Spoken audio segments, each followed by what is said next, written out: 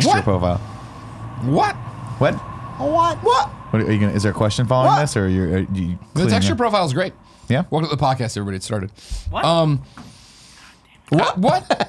What? Like a moon pie I'm eating right now. I'll tell you what it tastes like. It tastes like when your mom makes that graham cracker dessert dish. Sure. Where the graham crackers are like, but the graham crackers are no longer crunchy to go everywhere. She doesn't get it right, and they're kind of soft. My mom's never made that. Right? My mom. Oh God. My mom made it. And we watched the black or white Michael Jackson video premiere on Fox. Great. What a time. Seared into my brain that whenever I see that dessert or see the music video, I think about him turning into a fucking panther and beating up a car. Yeah. Okay. Michael Jackson. Not in that order. Not in that order. Yeah. Well, maybe he did. Did he come in and out of panther form and beat the shit out of the car? Or did he just beat the shit out of the car, then turn into it and go away? Can't say I remember. I just remember like people anamorphing into each other. That's all I remember of the black and white video. Yeah, you nailed it there, Andy, with the little head shake thing. What is that? The same video you're talking about? Was he a panther in black and white? I don't remember. Black and white is like where, you know, the black woman would turn to an Indian man, and then the Indian man would turn into a Chinese And I think someone woman, turned into a panther at that point.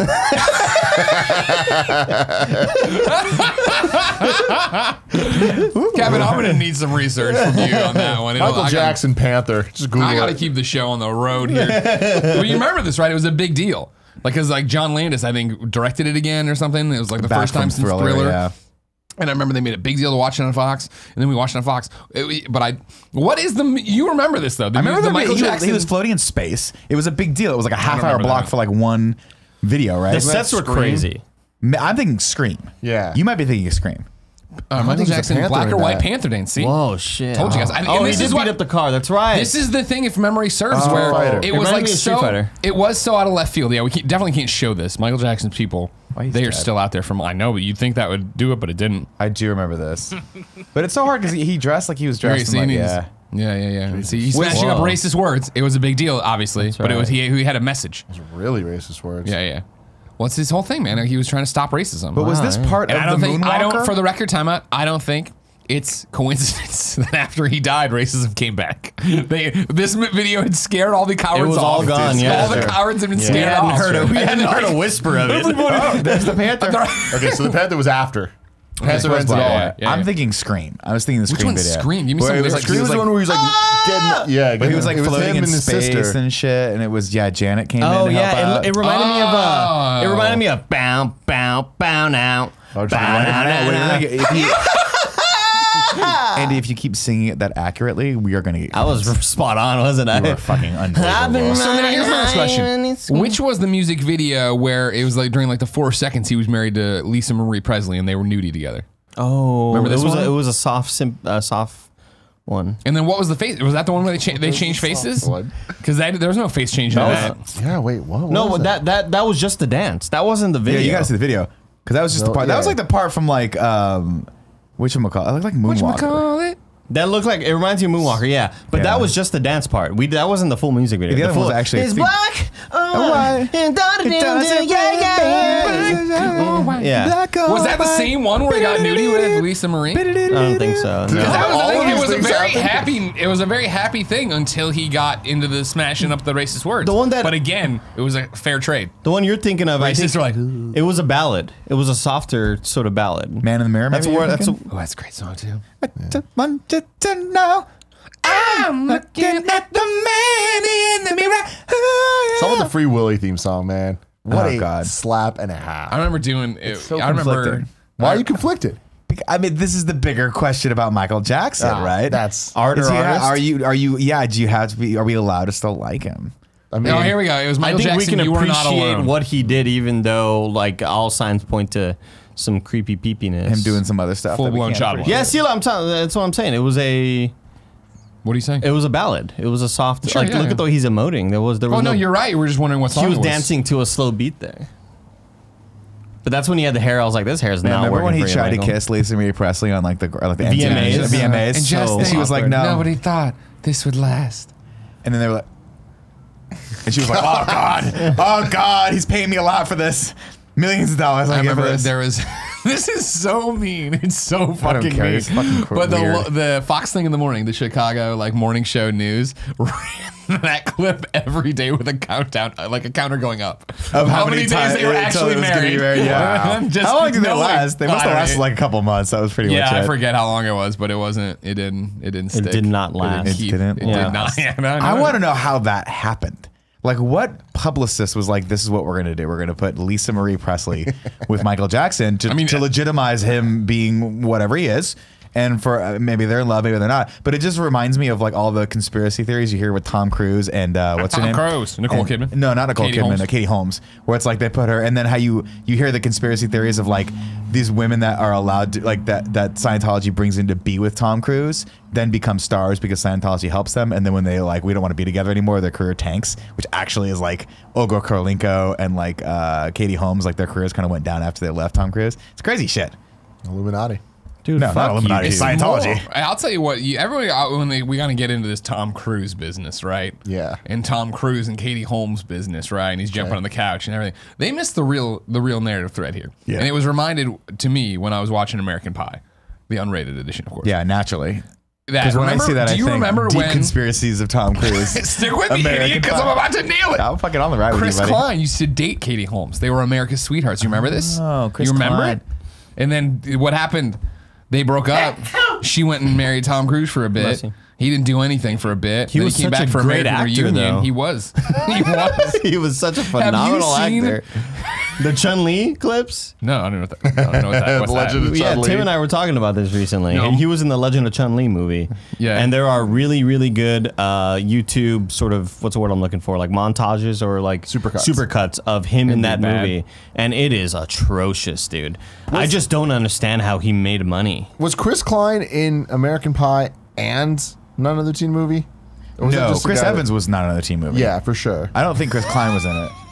Look at this fucking But I could guy. be wrong. You look at it and it just looks amateur as shit. Why does he keep making that face? He looks like Chris D'Elia. You know what? Fuck all of you for giving Chris Klein shit. During American Pie, you were all on the Chris fucking Yeah, but Klein. then during the What's his name? Street No, Fighter, not The even in Legend of American- Chun-Li. In American Pie, even as a kid, I was like, this is bad acting. We loved him. We loved him. We loved Mira Sorvino. Not Mira Sorvino. Yeah, that's right. You're nailing it. Nina You're nailing Savari is the character wait, he was wait, with. Yeah, no, you're right. That's I not thought it he at was all. right too. They belonged together when they were on the dock at the end. We were like, this is the romance of our fucking Hey, what's lifetime. the deal? You know that I feel for you. Like he was. Hey, I'm really trying to ask. he was really. He was. Why'd you say Kevin? Because he has a Because wife. you're in the voice. You're doing the voice. The voice. Yeah, after we watched. By the way, which I realized after we made that was my Luna Lovegood. That was just my Luna Lovegood impression. after we finished off American Pie, Lucy James was like, "Have you ever seen Chris Klein audition for Glee?" Oh my And I god. was like, "What? No!" And it's this video here, and it's like, it's you know what I mean? It's something. What? Yeah, I think so. Why not? Might as well. Fuck that. Funny. But is it dead. like? Is it real? Oh, it's real. So why is that Funny or Die? In here earlier, right? Can you turn it up, God, Kev, he's or king of Tim? Stop it. kings. Rewind it. This guy's a pimp among prostitutes. What? No, he's doing Glee. That's what I was told. Okay. He's 74 years old. Yes. So All right, Kevin, hit it. Exclusive. Was a funny Yeah, I die. said Bill Paxton in here earlier, right? My God, he's king of kings. This guy's a pimp Oh among no, this is him making fun of himself. Yeah, now. I this hate is that. definitely It's him too making funny fun of or die. himself. God damn it. Yeah. They You got you me. can tell because They he's clicked back to it. backlit. He's backlit. They don't light people like this in real life. One of my favorite things that Kevin just showed us earlier before we even watched that was Kevin, real YouTube. clips count. YouTube has this new feature that as we're doing live streams, it'll tell us what we're fucking up as Yeah, we fuck it I up. love that. Which is horrifying. But apparently, like we didn't do anything copyright. It was just like it already popped up. Like this is not suitable for advertisers based Fair. on something we said. You think it's just the Michael Jackson? I think we were just you think talking if they about hear Michael Jackson. They're I like, guarantee I it. said, I think we were saying fucking. I said child molester. I said, put my dick in a moon pie. I was like, Greg, put the moon pie in your mouth and I'll put my dick in a moon pie. No, I thought it though. YouTube can read your fucking thoughts just like my phone can hear me. All right, here's the real thing. I think. Otherwise, I'm Yeah, just. I'm Yeah, just this is feeling- when all he right. was much younger. That Okay. makes more sense. Hey, by the way, you guys had Mandy Moore in here? She is an angel of all angels. I don't know if you guys saw American Dreams that her and I did together.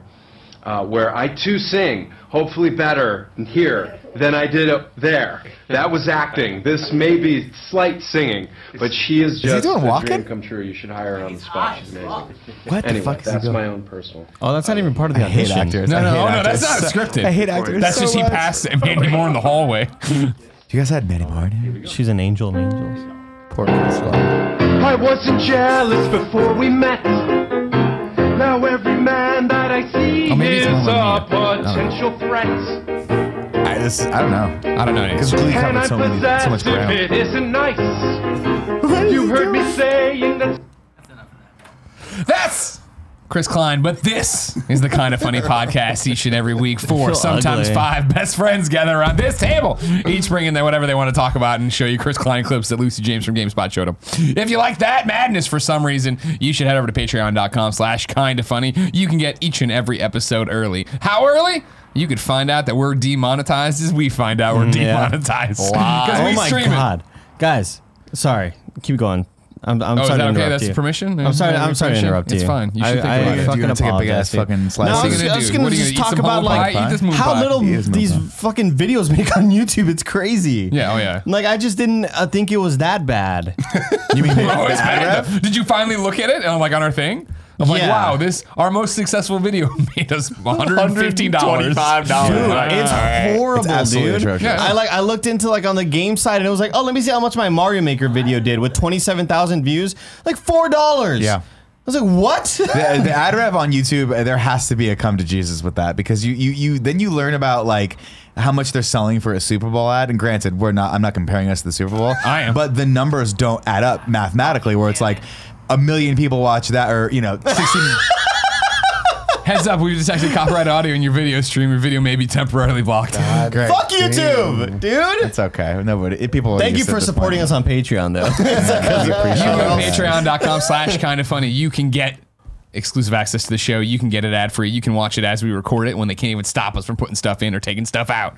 However, if you don't want the pre and post show ad free copy, watch it live, early access, no big deal. You can head over to youtube.com/kindafunny and podcast services around the globe each and every Monday when the video posts with ads, no pre and post show. Video is the exact same way, but it's free, so you can't complain. Am I wrong? You ain't wrong, Greg. Thank you very much. Housekeeping for you. Oreoration lives. If you didn't know, you can go to youtube.com/kindafunny. Find new episodes popping off each and every Tuesday. I've really enjoyed this. Of course, these were edited by Roger Picorni. Roger did these, and he did a fantastic job. a great job. And I made Nick screen them, so now every time one posts, I don't remember what I did or said or what the edit is, so I get to watch and laugh along with you. Yeah, dude. And nothing makes me You're laugh your more than own myself. greatest present. Yep. You know what I mean? A lot of people are always like, oh man, it would suck to be in solitary confinement if you murdered somebody. And I'm like, you know what? Be pretty great for me. What? What do you want now? Is that just part of your housekeeping? Just point of clarification. You made me screen Cooking with Greggy. I watched all those. I didn't watch any of these. I think Tim watched all these. Definitely did not watch all of None of these. us watched any of these Must before have they been went Joey. live. Hopefully, that sounds Roger. like a Joey thing. It's possible I watched them and forgot them all. Doubtful. Who knows though? But Roger did a great job. Also, we have new merch at kindoffunny.com/store. Support us there because YouTube videos don't make us anything. What's the new? If you're watching on YouTube, there's this little carousel of stuff below. What's the new merch, Andy? We have a KFAF shirt, No, Connect don't- Between 3 and don't buy that, 5. don't buy that. It's a great shirt. A lot of people are buying them, been getting a lot of tweets. Appreciate the support. For every $1 you spend on that shirt is a vote we get for KFAF for streaming. Tell you what, the shirt is so identifiable at PAX. I was talking to a kid in it, and we were going around, and he's like, "Oh yeah, I like you guys a lot, but I just like Funhouse more." And he went like this, and I looked down, and I'm like, "Oh, that's a Funhouse shirt. That looks exactly like the Connect one with the red and the yellow dots and stuff." Andy. So they're just ripping you off, or you're ripping them off. I'm not sure who's ripping each other off, but it wasn't. It's the winning board of Connect Between 3 and 5. I know, but it wasn't that shirt. He was wearing a shirt that looked very like it, but it was actually They a play Funhouse shirt. Connect 4. They got the Those license. fucking Yeah, they got assholes, some sponsorship dealing over there. And also the blue hoodie. Yeah, the blue hoodie's back. If you've been looking for that Kind of Funny blue hoodie, hit up kindoffunny.com/store. Also, a lot of our merch not popular, so it's really clearance sale. The exclusive Kevin Coelho bachelor party is up for like $3. Why are we still selling that? We have it. Here's what I'm going to say. What do you want to do? We're not going to ship it off to fucking Africa like you do with the losing using Super Bowl team. I at this God, point, I'm can like, you there's imagine? got to be like, what, 10 left? Let's just buy them out and burn them. Let's just buy them and burn them. Buy and burn. Thank you to our Patreon producers, Bert Meg and Kieran O'Donnell, for keeping the lights Thanks, on. Bert Meg. There it is. Funhouse Morse code shirt. That's a Morse code shirt, Greg. I'm saying it looks exact. He was wearing a bomber jacket like Andy. And I looked at it, I was like, oh man, at least he's a Kind of Funny fan. Turned out Andy, Funhouse fucked us as That usual. is a cool shirt. Today we're brought to you by Bespoke Post and Upstart, but I'll tell you about that later. This is the producer/seducer, Nick Scarpino. Hello. That's the Hispanic heartthrob, Andy Cortez. Hey, bro. That is not another Greg Miller. It's not. That is Tim Gettys. I know it's hard to tell because the beard, the glasses, the filthy casual shirt. Come back to me. yeah. See, we look at it's a very similar look. We're aware of it. Can we talk about how you guys are just quickly becoming the same person? I mean, Yeah, that's what we're going. now I'm Nick. You know what I mean? Where did you get to be me? I just took off my glasses. Hi. I think honestly now what happens is you have to wear glasses.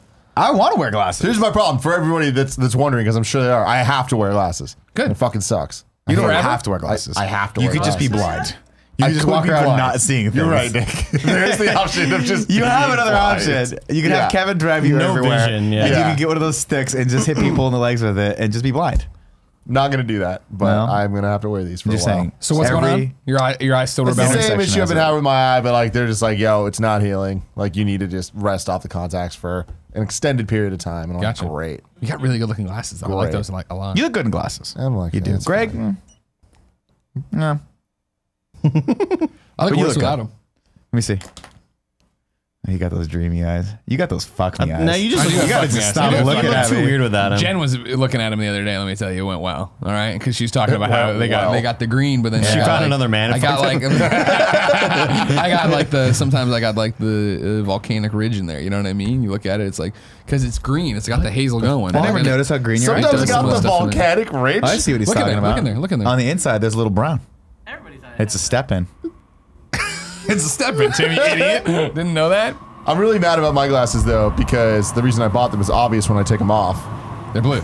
Look at that blue though. Oh, in the back, Oh, the real it's blue. fucking sexy. But see then how blue there? when you push it against it, it just turns No, navy. no, that's it. Oh, that's Yeah. unfortunate. It still Oh, looks those are super really cool. light blue. 'cause Yeah, of you your can definitely hair. tell it's blue though. I love it though. And I like how right now. Now, did you buy? I know how you are very fashion conscious. You have many bomber jackets. You have many I do. Jordans. Yes, I do.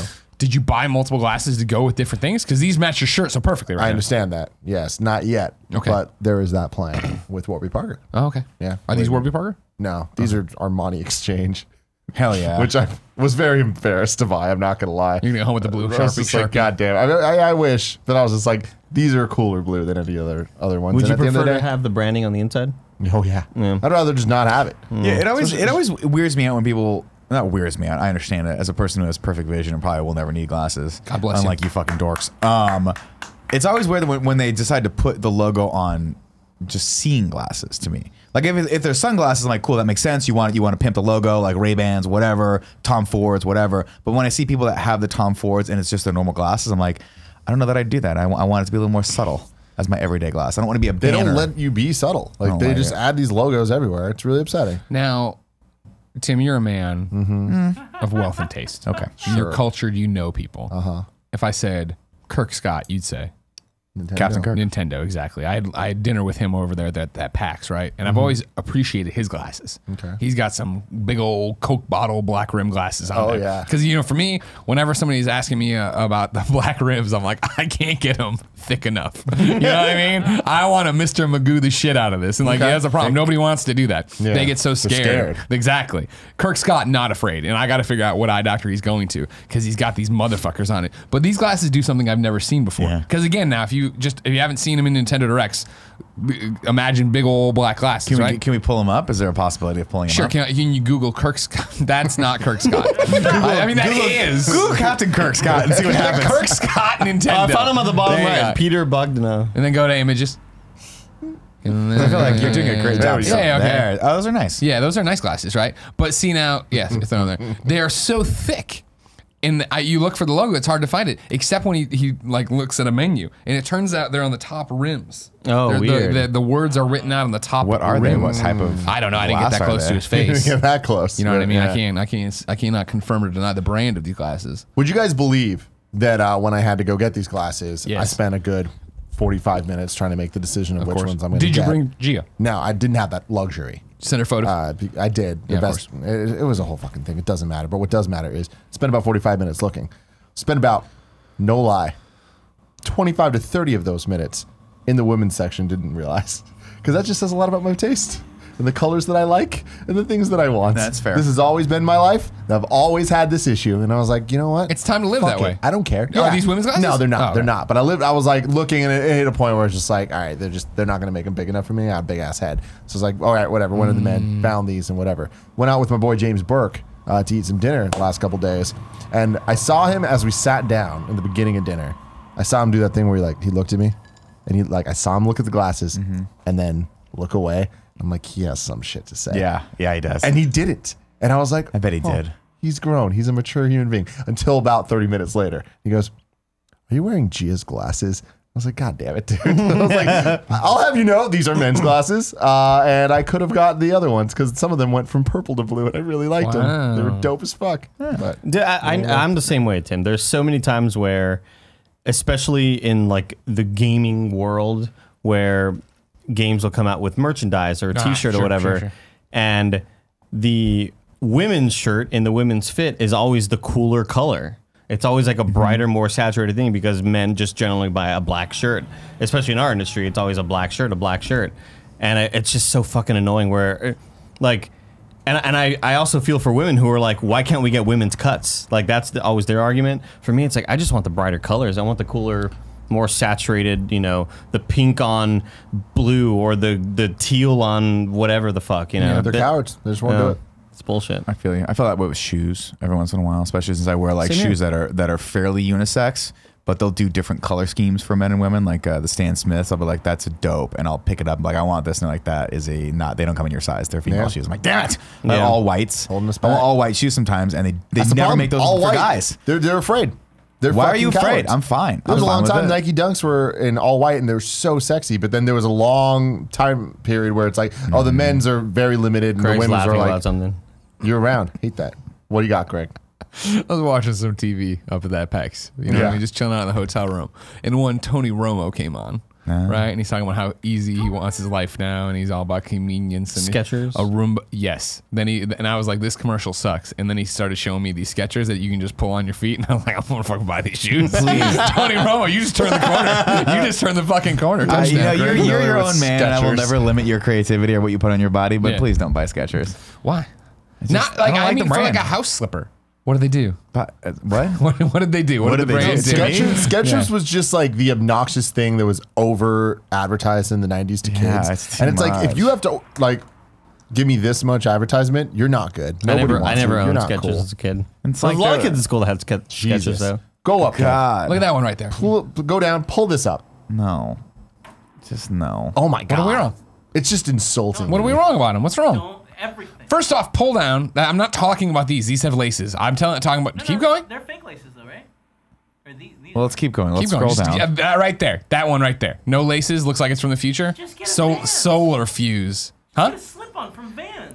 I mean, I like that. I think I that like fits that you, dude. style of I'm not shoe. gonna lie. I understand that Vans. There's another brand of shoe, but Tony Romo is the one who sold them to me. There's a all ton right? of Adidas that are like that are way cooler. That's my thing. Is like if Ultra you're gonna go Boost. Skechers for $72, you can go up to $100 and get the thing that Skechers is ripping off, which is the Nike Freebird or Free Run rather, or the I have whatever free the run, Adidas. but I use them when I'm either. That's what I'm saying. So stick with the cooler But brand. those right? have How laces. come when it comes And to they're like neon running colors. shoes, then all the rules are out the window, Andy? Then it's like, we're going to fucking put every color in the goddamn rainbow and they make want it you as to feel neon fast. as I possible. think that's just Nike. Safety. It's a I think safety a lot issue. of Safety. that is Nike, where you do get the fluorescent blues and you get the fluorescent bright ass, the most neon red you've But ever seen in your there's life. never thought. It's just, we're going to put all the colors on every single one.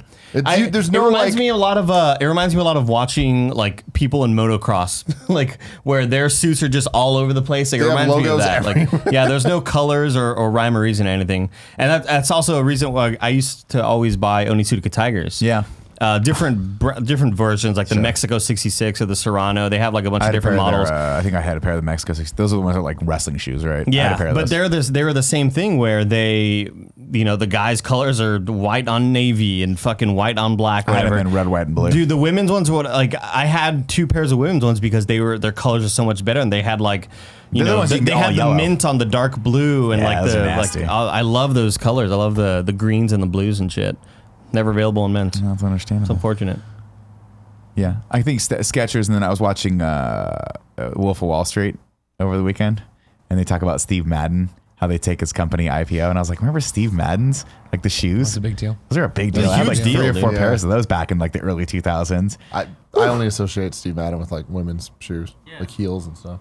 What am I thinking of then? I thought they, What am I thinking of then? no, I thought they did, but K-Swiss. you might be right. I might be thinking of a different brand. There was one that was like it was like a more. It looked like those Skechers where it was like kind New of a more Balance? fitting shoe. No, I think they made men's shoes. Maybe I could be wrong. In my lifetime, I'm gonna look New them up. Balance killing it because of Kawhi Leonard. Kawhi, again, Kawhi Leonard, Steve Madden's got celebrated men's shoes, athlete. Well, now they do, but take Steve Madden, 2003. Give me the 2003 lineup of Steve Madden shoes. Juice. No, shoes. Yeah, those are the ones I'm talking about. The ones with like the remember those The stripes. I had so many of the like with the sort of the ones with the yeah, those two, but the ones with the tread are the ones I'm thinking of. The one you were on the to first left. time. Yeah, that I've one seen, right I've there. seen Click that on that. before. I remember those are the ones I think of. That looks so like you're much. about to fucking rock a ska show. I have a friend of mine who's a comedian. About He's to older, bowl. who still wears those, and I'm like, Seriously. we gotta stop. Those Yeah. were the cool shoes. Like he wears won't. those shoes with the flared out bell bottom like style pants, like the cowboy pants that we used to all wear in like the early 2000s. I saw a guy with like crazy I'm like, we flared gotta out stop pants, this. flared out jeans when I was walking to CVS Well, it's coming back. yesterday. It's coming back. Yeah, like so now like the styles are moving away from super skinny, and now they're going to like more of a boyfriend jean or like a dad jean. What's a and that's boyfriend? coming. Okay. Dad, Well, like dad, it makes more sense. I'm seeing a lot of people now who are like who I would consider trendy, that they're not wearing super skinny anymore. They're Fran? just kind of like they look like fisherman, pants. Or you're like, I guess they're very comfortable, but there's a lot of room in the middle in the leg, kind of little high riser. I like them. I wish I could do that. I'm not fashion forward enough to be like, I'm gonna walk in here with fisherman jeans on and take what Kevin has to give me. Yeah, no, you're not. I'm just not. I don't think can't. I'm anybody not gonna be able to is deal with there. Kevin's criticism of whatever jean I'm wearing. I got to have the follow-up fashion moment, except a little bit different, that we had in Toronto. Remember when we went to that really, really, really nice steakhouse, and we all walked up in t-shirts and sweatshirts? Oh my god, I forgot. And they we looked saw at that story. They looked at us, and one by one they looked us up and down, and then they go, Are you going to a concert after this? they're like, no. They Abe Romaned you? Yeah. No, I mean, they were lovely people. But it was that thing of like, what's happening? Why did these three tech bros, whoever, I Yeah, don't we even never know. told the story about what happened in that restaurant. We never told the story weird. about the fucking that went to God damn down. Before we know if jump you're to that, right. and we can have a debate if there was fucking or not. 100% fuck. Last night it was the exact same thing where Jen and I are like, we're gonna do a date night. We haven't done one yet. Let's go out. And she had to work late, of course, because she was breaking down her PAX booth. But then we're like, all right, here we go. And she dresses to the nines because we're just going to go to the steakhouse. She looks great. And I'm just schlubby Greg in my t-shirt and my hoodie went in there. And the manager was like complimenting her on the way to the table. They sat us and like they finished up. And then she kind of just looked at me and I'm like, wearing a bright blue sweatshirt at a steakhouse. Hi. Greg Miller, kind of funny. It was the first time that I've actually like experienced. No, I take it out. It's not the first Again, time. they were lovely. It wasn't the pretty woman of like, I don't think this place is for you. It was just like, Really? you guys aren't dressed. I kinda normal. got that feel like vibe. we get It spoiled. was 100% that. I feel like we get spoiled being in San Francisco. The look up because- and down was that vibe, but then after that, everything was fine. Everything was was fine. like, Yeah, I- totally like Well, because the get waiter it. wants to make money. Yeah, sure. Yeah, like She don't piss doesn't. them off. She don't give a The woman fuck. seating us doesn't like get Give a tips. shit. Yeah. I'm all for dress codes, but when I moved, like when I started really kind of experiencing the culture of San Francisco, especially the tech industry boom, like you'll go to Culture, man. smoke. Oh, man. You go to like an epic steakhouse and you look around and it's a bunch of people that are from tech who are dressed like we are, but for all anyone fucking knows, like they're billionaires. You just don't know. So like I think we get that a lot here. Yeah. But when Money, you take that baby. to like East Coast, people they look down at you like you're not shit. He's got a different vibe over there. You're not shit. Now, anyways, let's get to this. Put a Nick, there dinner was jacket a on. raging hard-on debate at the steakhouse. If the couple to our left, in the middle of their meal, went to the bathroom and fucked. Oh, that's hot. Now let me give you some evidence. That's hot. All right. Exhibit A.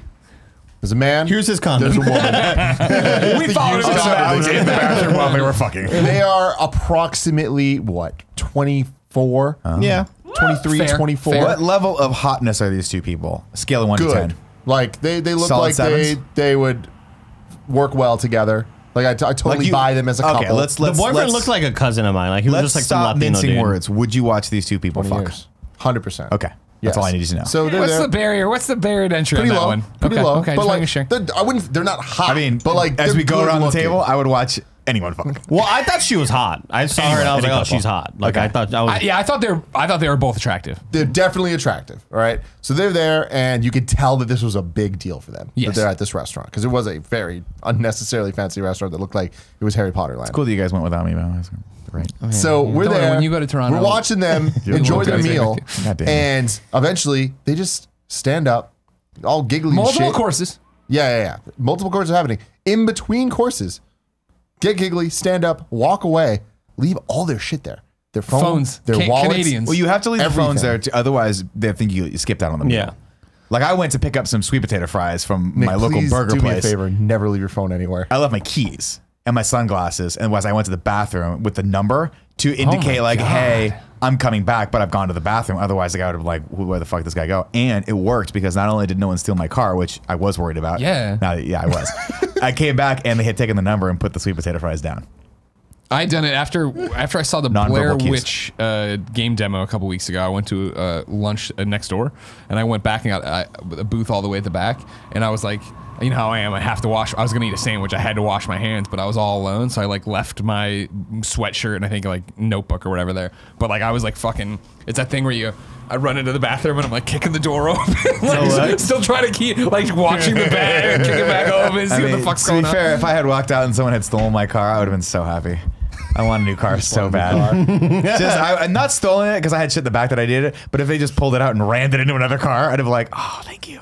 Now I can finally put feel this like guy they down. just Took like out right the stuff there- from the back and put it on the down street and and like exploded Right there, it. it started the percolation Exploded it. in Kevin's mind of how him and Cool Greg can steal Nick's car and ditch it somewhere. Like how they can do a foolproof insurance scam. I would know because I'd get in the car and I'd be like, Kevin. You know what I mean? Well, I think they were trying to do you a favor. Bunch of goat hair they didn't everywhere. Steal it. Oh, I thought you were going to do what you're going to do. Remember that fantasy where you're like, what if we fucking crash your car and it was the most stressed out you've ever been, but then we gave you a new car? How would you feel? Would you be mad? I did say that. And what it was, if you remember, we were both going to drive to Outback Steakhouse. Yeah. Car A would get there. You'd pull up in your car B. Once you were out, we'd throw a Throw a cinder block. giant through the cinder window. That's what it was. Now, to be fair, I'm all for this fantasy if the next car you get me has a working air conditioning. Sure. Then that'd be fine. That would alleviate my problem. I hate that your air conditioning's bad. You told a story earlier today off the show that you drove to Tahoe, which is a 3.5 hour drive, and had to keep pulling over to stop to air the car out because it was too hot. Yeah, what happens is That's if the inside of the horrible. car gets too hot, then the AC can't keep up with it because I think we have a leak of the heat. And so we kept pulling over just to like put the car in shade. And then we get like a Slurpee and That's a just watch flaw the car. of the leather, though, man. I love leather in cars, but it just Well, it goes keeps both the ways heat with too leathers much. because if it's freezing in there, the leather retains the coldness too. So back in the day when my car used to have great air conditioning, you'd have to like, it would be not even a problem. It would be ice cold in there. We'd have to like turn, temperature accordingly. But now it's just, it gets to a point where we were fine when it was 85 degrees. Then we started passing through Sacramento, it was 102. And the air started spitting out at me warm with a little bit of moisture. And I was like, oh, like I'm going to throw up. I was like, oh, this makes me want to throw up. And then you can't roll the windows down because it's 105 degree weather outside. You're just going to get hot heat in there. So I just had to sit with it. Meanwhile, the passenger side is better because that's where there is no leak. So my wife's like, I'm fine. yeah.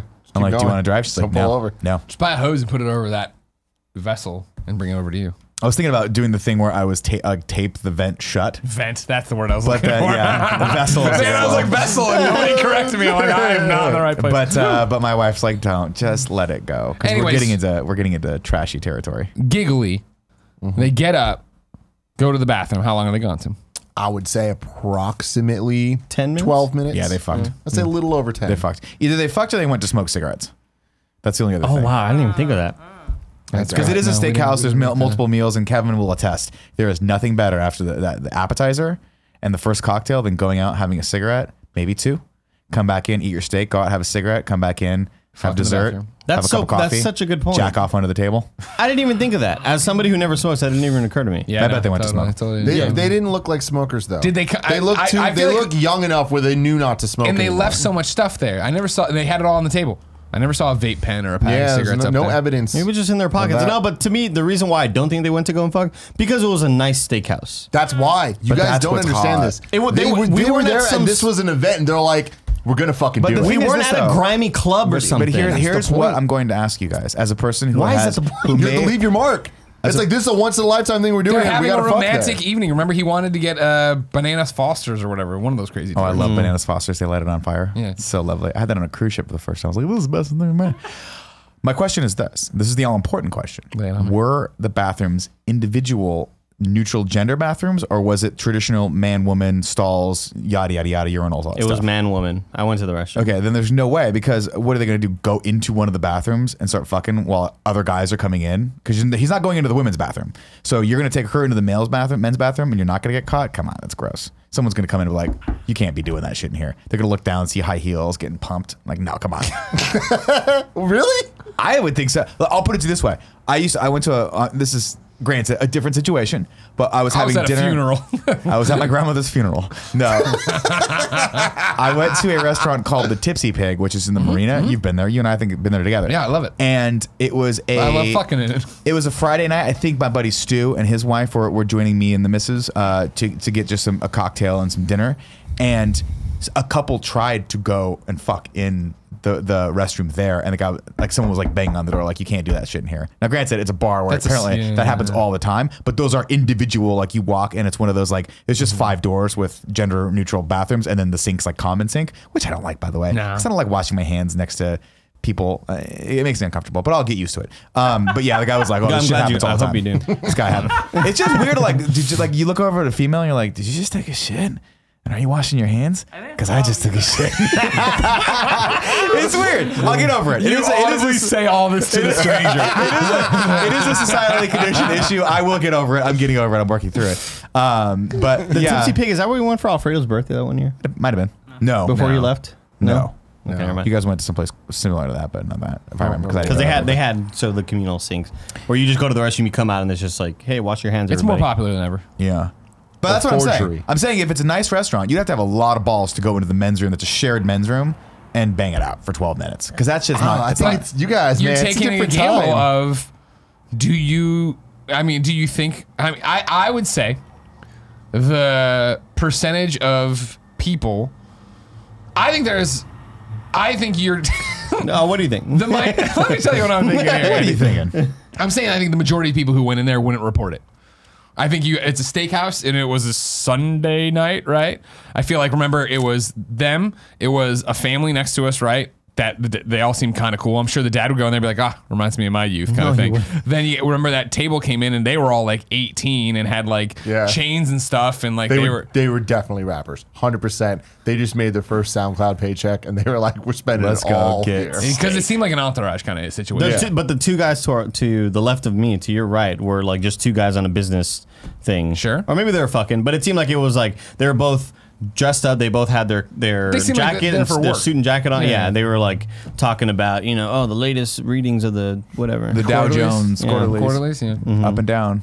I'm saying a lot of those people would have walked in there and been like, poof, kids. Totally. I Or remember just taking my 24-year-old enjoyed girlfriend out to this. But I just feel like it's not as subtle as They you guys just would have turn thought it was around gonna be. and lean on the sink and listen for a while. I don't mean like that. I just mean like walking and be like those motherfuckers. Like in the same way we were. It was like, they're motherfucking fucking. No, Like, this they is a were funny definitely thing. smoking, dude. They were definitely smoking. God, Andy, you're so innocent. Because also it was You are innocent. 7:40 p.m. It wasn't like That's the 11 time I p.m. get wrong horny, time honestly. for fucking. It is not fucking time. I It, get was, super it wasn't horny 11 between p.m. 4 and and 8. people were hammered at this bar trying This to like. wasn't guys. This wasn't fucking. This was making love. All right, they were at a romantic dinner in between the lobster Do you mac think and she cheese. did that hot thing where girls do sometimes, where they reach down and take the panties off and then just stuff it in your mouth?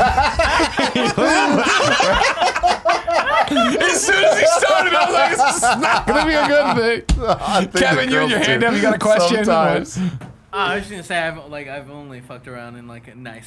That's the thing is, I don't know Like, what it is. the I know bar so can many be- people. It's about leaving your mark there. You know what I I don't mean? want to know. You know? Totally. Whatever I don't that want to may know. be. I don't like leaving my mark. I don't like that Also, terminology. That's what it when is. it comes to like, you just have standing sex in a men's like stall. Yeah, it's only not one that pair of complicated. feet. You know what I mean? Where are the other pair of feet? You're standing. They're in the other person's toilet. Carrying them. You carry them.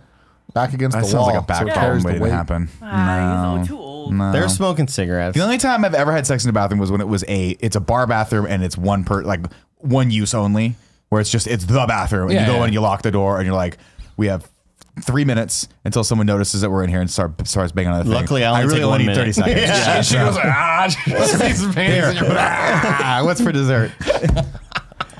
Is he in the fantasy? The waiter comes up right as she does that. Is like, would you like to try the flan? then you're like, it's weird that it's flan in a steak restaurant. It's flan. Why are they asking you about flan in the bathroom? No, because it's at the table Why when would this that happened. Then you face go too? into the bathroom. Oh my to have God, sex. damn. That's a whole fantasy I got right now with this hot couple that's a solid 7, maybe 6. And there, so she takes her panties off at the table, as like a mouche bouge, so to speak. What the fuck, I don't know, Nick? bouge Like a lagniappe, like a little appetizer for Okay, what's about to okay. happen. Like a mouche bouge, Greg. She goes, like it's foreplay. She goes, I'm sorry if you guys aren't cultured like I am. And she stuffs it in your mouth as the guy's coming up, and then you have to. Okay. He's like, would you like some of the flan? And you go. And the guy's like, we do have chocolate cake if you'd like, sir. It's chocolate molten lava cake. And you go. It's gonna take 45 minutes. You have time for that. Yeah, it's fine. You should order that when you So first you order sat down. that, spit it out, and then go bang it out. Wait, so you're not even leaving him in? I thought she was like leading you through the restaurant with them in your mouth. No, I think she just wanted the scent to permeate oh wow. inside your nostrils. Now I won't lie. I know a lot of people are gonna make fun of him for that. I've read a lot of erotic fiction that does the exact same thing. All right, Yeah. not the exact same thing, but you know. Did It's you, so weird to me that you're really into erotic fiction. Why not? Did you write Because that? you made no. because you kind of like almost shamed me and Nick one time for knowing way too much about porn. It was like on a No, podcast. to be You were fair- like, you guys know way too much about porn. To be fair, we know an unhealthy amount about porn. Greg Sure. probably, if I had to guess, and I don't want you to confirm this, but I desperately want you to confirm this, I would guess Greg reads one literotica maybe a month. Oh And that's sure, I'm enough not for like him. I'm not like out there like You're not out all there over like it. Jen, like you're not Jen and Porty go to bed. And you're like, cool, and you take out the old book. Oh, God. I the get like next the story. giant manuscript there. Put on my reading glasses like this. Like, if there's no- I'm going through it like it's the giant Bible. There's like, but there's no actual pictures. They have to do it with carrots and like exclamation marks, like the boobs. Tell you what, I had a big moment the other day where I was like, I watched a Pornhub video because Did you? that dirtiest porn thing they did. Do you like Pornhub? Then you'll love Dude, Pornhub Live. Nicky What a Shaky great tweeted tweet. that yesterday. Yeah, and I it was the retweeted it. fucking funniest thing. Yeah. Isn't that just the most identifiable sentence? Yeah. It's Well, every that time sounds- it's Never always, heard it in it's my always life. the ad in the beginning where you can skip pre-roll. after like 5 seconds, but it's like, if you love Pornhub, you'll love Pornhub Live, and it's like a girl like just sticking shit inside of her or whatever. Yeah. And then like and then you can skip the ad and start the video. Did you watch this dirtiest porn ever though? The porn they filmed on the disgusting beach, and every person who watches it, they're gonna give you know what I'm talking about, Kev? No. Do a Google because they have a safe for work trailer explaining it better than I am. Go Is ahead. this like chainmail? For every person that watches it, No. they get what? They're giving money to Oh, get okay. plastics out of the ocean. I thought it was gonna be everyone. So that it's watches these two it, someone people- dies in it's 7 these two- days. It's It's like the ring. if you don't jack off to this in 7 days. You got to get someone else to jack off to this, or else the girl comes out of your TV. hello. Please pay me. Do you want some flan? Not happening, Cap? I'm sorry, Andy. I didn't mean to mispronounce that. By the way. I know it's flawed. It, I just said it flan. made it funnier. Like it's I'm just sorry. horrible. I'm sorry. No. do you- This isn't working. Kevin, just show us. No. No, just show us. I mean, it's just, it's. The ads. Can we talk about the ads? No. Oh, here it is. Most disgusting porn. Gregory found it. Jesus. Well, it's because he did the Kevin thing where I went one in and got processed a different way. Yeah. Greg found it on Forbes. If you ever heard of Forbes, Tim is 30 under 30. Oh wow! I'm slacking Yeah. into control there. There we go. I'm hoping that it's there. It's not most disgusting porn ever. It's the dirtiest porn well, ever. I'm not a great listener. I know, but I still love I it. would have said most disgusting porn too. Is there no video in it? Did they not do that? Jerks. So interesting. So for every If you click on, I think I'm. yeah, let's watch it. Oh Yeah, no. yeah. This is. I'm assuming the safe for work version because it's It's a minute and 1:16. 16. I'm sure it's fine. I don't see- I'm scrubbing ahead. It's a minute 16. I'm just, sure it's fine. just a cursory scrub. As if we haven't Oh seen my minute God, 60 look at videos that that girl. are not fine. Jesus. No, yeah, this is fine. This is fine. This is the one. Yeah, grab it. 'Cause I'm assuming you can grab a butt like that on YouTube, right? Hell yeah, you can. I've seen worse than like beauty bloggers. So yeah, they have this. It's a really cool campaign. Am I the only one rock hard right now? Yes. But I don't know what it is about this filthy beach, but it's getting me going. Oh, That's a dope. great graphic. Here's the fucking thing. Well, hold on, keep man. going, keep going. We shot adult film in one of the most polluted beaches in the world, and to help clean it up, This is very not safe for work. we want to No, get it's dirty. fine. No, this is exactly it. So like right now, if you're an audio listener, she that guy? just dropped her knees to give him a blowjob, but there's garbage blocking it. And then so there's this porn they filmed on this beach of these two people fucking. The porn begins when he grabs this and moves it away. And then you just get into a porn, but then it's these two fucking while all these people walk around cleaning up the beach in their little weird AIM outfits. And then That's every time crazy. I forget how it works. It was in it earlier. But every time somebody watches it, you know, they donate X Kev, can you do amount. me? Oh, okay. Why did we click off of that one? Oh, wow. Can you Google? That was just a whole lot of blowjobs. Can you Google Leo Lulu? All one word. Leu. No. Good job, Kevin, cutting that one early. Good job, bud. Oh my god, that was intense. Kevin's reaction. Oh man, that was a big dick. Jesus. Big old uncut. No wonder son of a you bitch. two fucking blocking our shit. But I went and watched that, and I was like, yeah, good for you guys. I mean, I'm telling you right now, everyone has a bad. Porn still has. It's still stigmatized. It shouldn't be. I mean, It still it shouldn't be. is, It is. but it's not nearly as bad. It is one of It's those things that, stigmatized by like fucking, I don't know, Mike Huckabee. Like, well, that's what I'm saying. Like, that. it's still something that could be used potentially against people in a political sphere for sure. But like, I just feel like we all have to do our part. So everyone tonight, including you, Greg, we have to go jack off this video and then FaceTime each other while it's happening. Are you guys seeing this part? Yeah, I'm at this part. It's a great part. Why? That's how we Which one talk of us now. is talking? I don't know, man. We all sound the same and look the same. Oh, okay. Who is the porn actress in It's it? Leo Lulu. I just didn't know because that was the only name there. I was wondering if it was the male or female. I'm in guessing the it's video. her. She's hot. Jesus Christ. Okay, yeah, that's enough. Well, you can show us. I'm sure the kids at home. The kids at home are definitely Googling this. Kevin Come scrolled back, down. Kev. You want to show? No, Jesus we Christ, don't- what? I mean, Just show us. Oh my Jesus, God. yeah, Oh, that's a big one. Jesus. For a second, I thought, I was like, what is coming out of her vagina? I thought she was it's like, not coming out, I it's thought it going was like a poop, but it was a big old dick. It was a big old fat donger. What a ding dong. That's a fucking big old ding dong. That's a ding dong XL if I ever saw one. You know what I'm saying? Man, I love porn way too much. Oh, in unison. That's a big one. we said it at the same time. It's big. That's a big one. Do you think it's like fun to have that big of a dick? No. I feel like at a certain point it would be I do. when you're with your guy Think it friends, is right? fun. Because you'd be like, no matter what, I have bigger dick than you guys, right?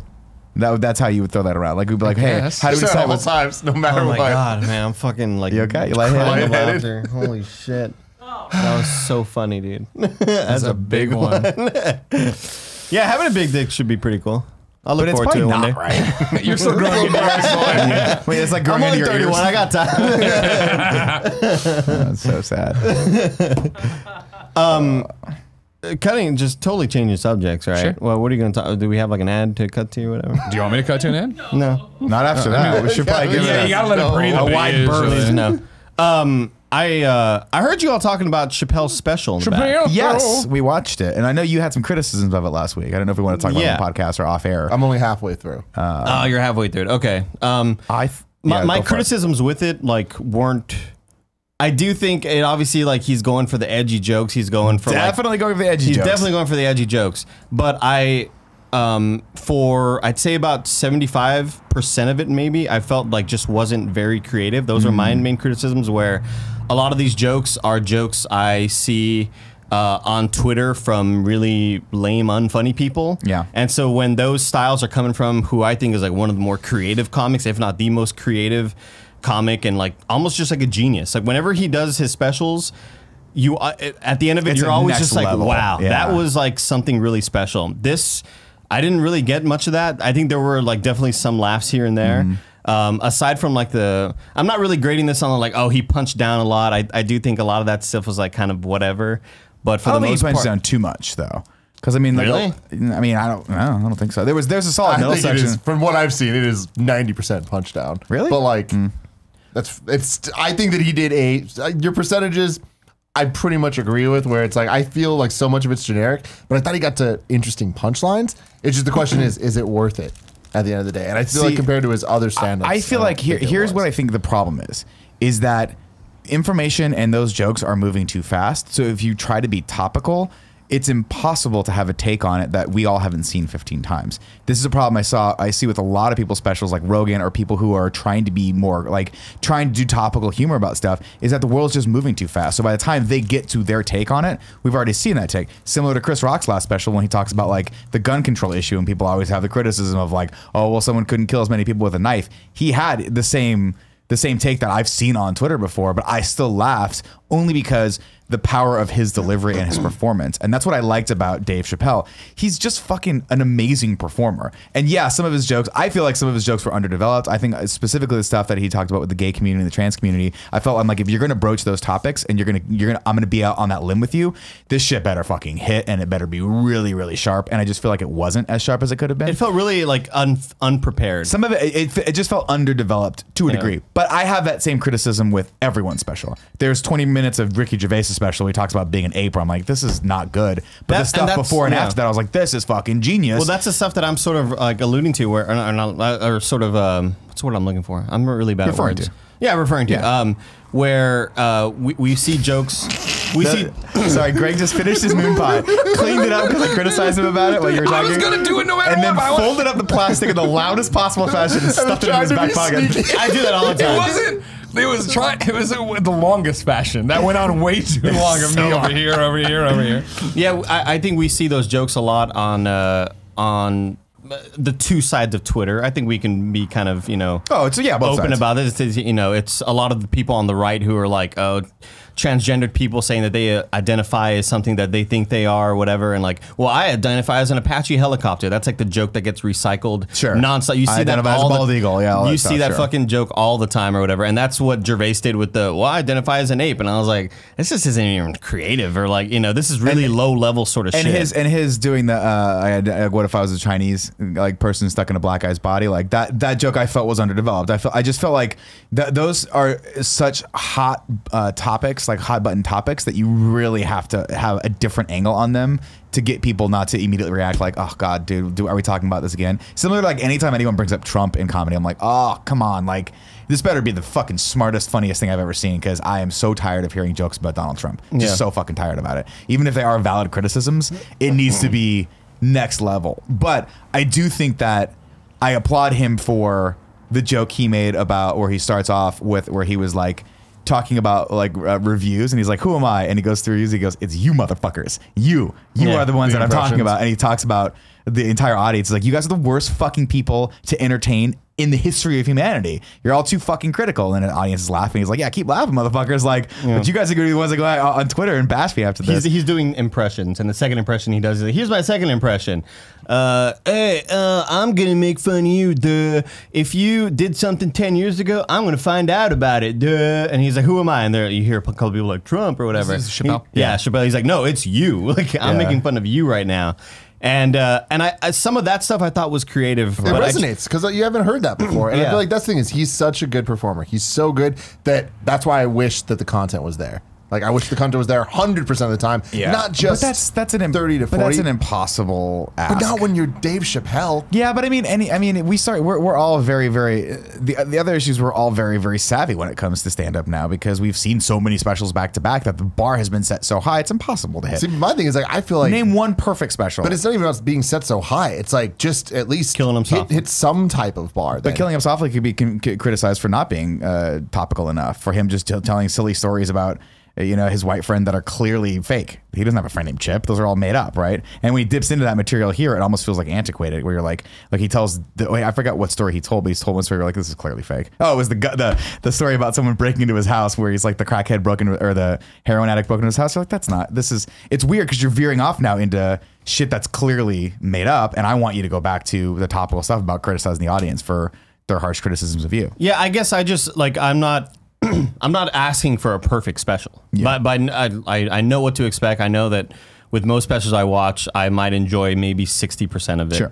But I do feel like he should be held to a higher standard because he is Dave Chappelle, and I liked his last 2 specials a lot. Like I enjoyed a pretty big majority of those. Just the content. I thought the jokes are creative and funny. I thought the one where he's sitting down in that bar, the very, very sort of introspective one. I thought that story that he tells at the end was so well done and so well crafted. And I felt like this special doesn't have much of that, you know. And it's not like this is his 3rd go around or something. Like he's been doing this forever. So it's not like we're hitting sophomore slump levels of Dave Chappelle where it's like, oh, his first 2 were so good, but now he's like, now we can sort of see where the material's struggling. No, this is like one of the best to ever do it. And I feel like I don't know, those levels of creativity that I expect from this sort of comedic genius, I just didn't really see much of. See, for me, I admire him because when you're at the top like that, you have to take big swings and you're gonna have some big misses. And that's just the way it goes. I do agree that a lot of the stuff felt underdeveloped. I will argue that I could point to a solid 15, 20 minutes of any one special that's been released in the the last 10 years that's been underdeveloped. And that's across the board. I don't care who you're talking about. Nothing's perfect.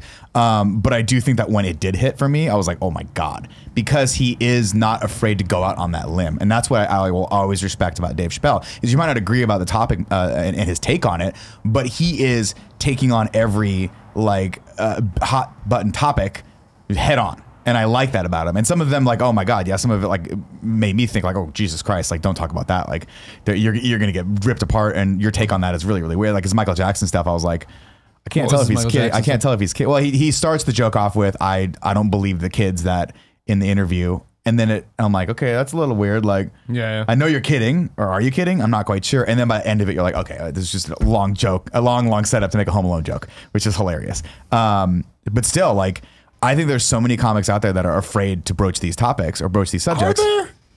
Like I feel like we in comedy, especially in the Netflix comedy scene right now, it's like we're seeing there's 2 camps. There's the people that are not afraid, and that's all they'll fucking talk about is how not afraid they are to tell these jokes. And then there's the other people that just don't make the jokes. I don't think that they're afraid to make the jokes. Like you refer to it, you have to take a big swing. I think this is the littlest swing you could possibly take. Oh, I disagree. He's gonna take he took so much shit for this already, but it's because he wants to get out there and be polarizing. His next special he does is gonna semi-apologize for this and be something that is pushing the art forward, because all it is getting the headlines to get the conversation. Well, nobody's canceling Chappelle. Like he definitely knows that if he has a joke about the entire gay and lesbian community and trans community, he knows that's going to be the thing people write about. He knows it. He's not stupid. He's putting that stuff in there on purpose because he wants to be polarizing, and he wants to have people talk about him like that. That's not a big swing. It's just like, or it's like a sucker punch more than a swing. It's a swing to me in that he's going out on a limb, and that he's having a take on it that is against the hyper liberal grain, right?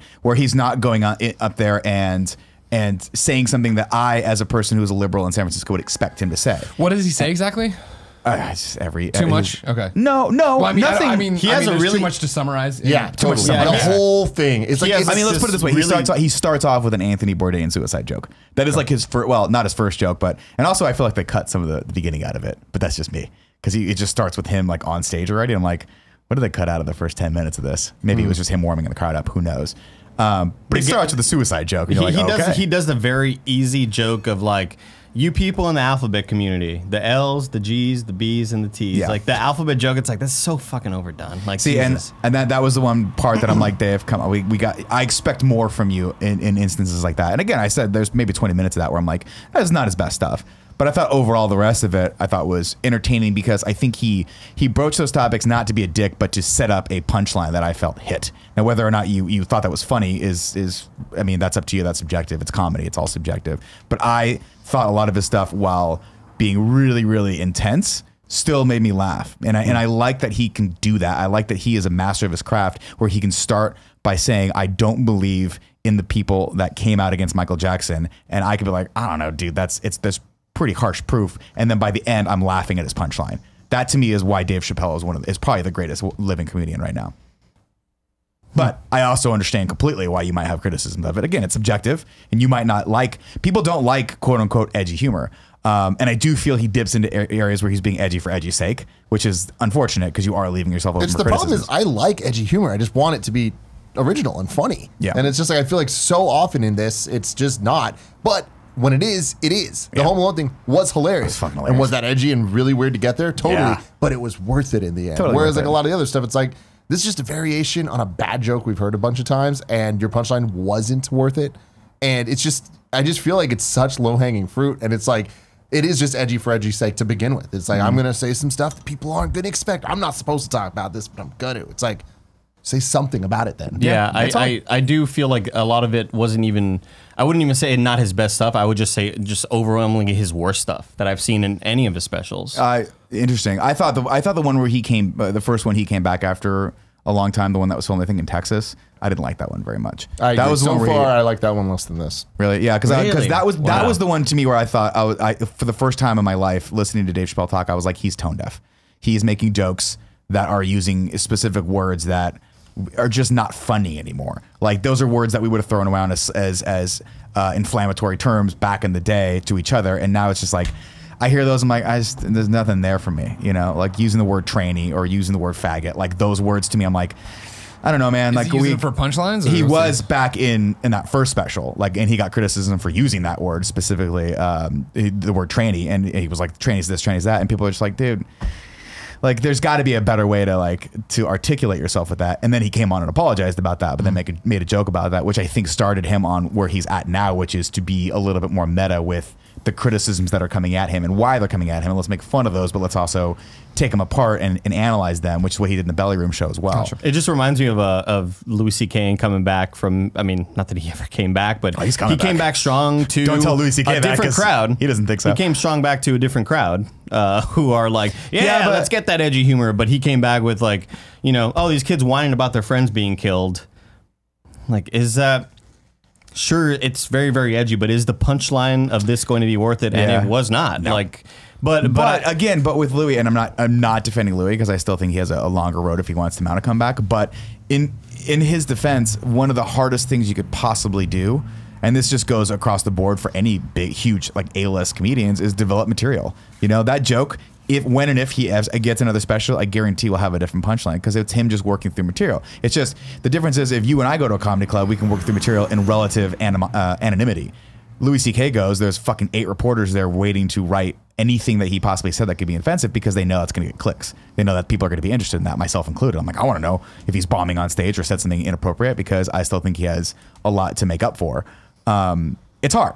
You know, and that's when I watched Comedians in Cars Getting Coffee, Eddie Murphy talked about that. That's what I was going to ask you about, because Eddie Murphy's coming back with a special, right? He's coming back at $70 million purportedly from Netflix to do his first special. Saturday Night Live leading into it. When is it? Which is fucking crazy. You have to understand, Eddie Murphy hosting Saturday Night Live is a huge deal. He has like disassociated himself from that show for so long to the point where like when they did, I think it was like the 25th anniversary, he was like the only person that wasn't there because he fucking just hates Lorne Michaels. I'm going in there with like the lowest of expectations with Eddie Murphy's. It's going to be hard. We'll see. But here's the thing. I don't think the reason why I assume it will probably be bad is because it reminds me of any older comic. Like Chris Rock, man. Like I feel like a lot of those the older acts, like Dana Carvey and Steve Martin, had their like duo thing. No, that was Martin Short. Oh, Martin Short. Sorry. Dana Carvey's last, but I don't think I watched his last special. But there's a great documentary about the Dana Carvey show that is fucking genius. I just feel like a lot of it doesn't like it just isn't.